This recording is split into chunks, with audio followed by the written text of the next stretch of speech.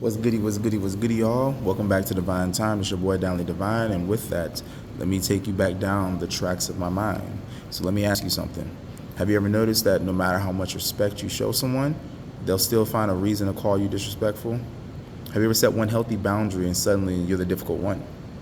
Have you ever been accused of something that doesn't even sound like you? Think about that for a second. Because some of us spend years to defend ourselves against a version of ourselves that only exists in someone else's imagination. Now, here's something I've learned. People don't always speak to reveal who you are. Sometimes they speak to reveal who they are.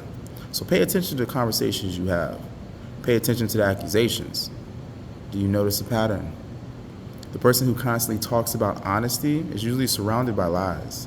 The person obsessed with loyalty may struggle with being loyal themselves.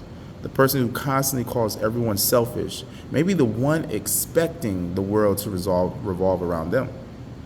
Now, before we go any further, the way my mind works. This isn't permission to dismiss every criticism you receive. Some criticism is necessary. Constructive criticism. Growth requires accountability. But there's a difference between accountability and projection. Projection is when someone struggles to face something within themselves, so they place it on someone else instead. And here's where it becomes dangerous. Some people don't stop at believing you're the problem. They start trying to create evidence. And I say that again. They start trying to create evidence. They'll ignore your boundaries, disrespect your peace, push your buttons, or even twist your intentions. Not because they want understanding, but because they need your reaction. Why, you ask? Because if they can get you to explode, if they can make you yell, if they can make you become frustrated, if they can take you out of your character, you become their slave. Then they can point at that moment and say, see, I told you. That's why. This is how many times they keep pushing before you reach your limit. They're just going to keep on pushing and pushing. And then once you reach that limit, it's going to play into the narrative that they've been creating, telling other people about you, of who you are. So your reaction becomes the headline. Their behavior becomes the footnote. That's why emotional intelligence is so important.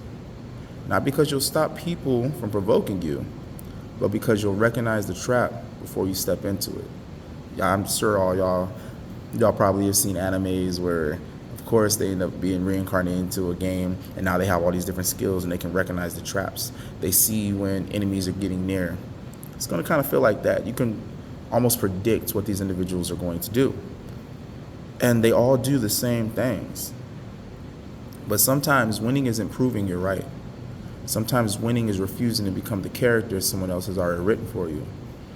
Have you ever had a time where someone comes up to you and is like, man, I really thought that you were going to be like this, but you turned out to be a cool dude. Or I heard that you were like this, and this, but I'm not seeing that. Things aren't adding up.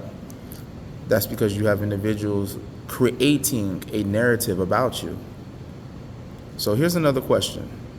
Why are you working so hard to convince someone of your character when your actions have already been speaking for years? That right there is... I had an individual, my actual father-in-law, he told me, he was like, whenever you feel that you need to prove yourself, to prove that you are a good person, you've already lost. And that means a lot to me because of the fact that when you are sitting there having to prove that you're a good person, you're fighting against people who are already made up their minds about who they think you are.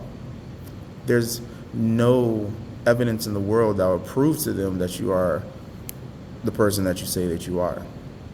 And that's the thing that gets me.